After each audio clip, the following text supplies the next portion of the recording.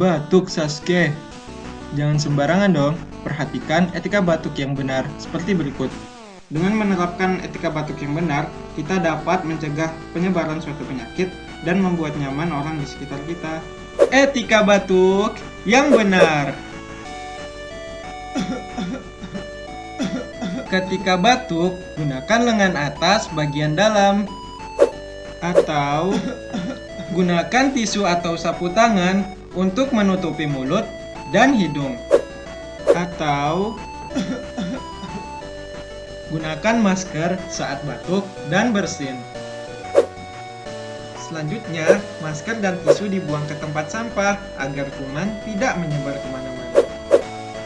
Setelah itu, segera cuci tangan dengan sabun agar kuman-kumannya mati.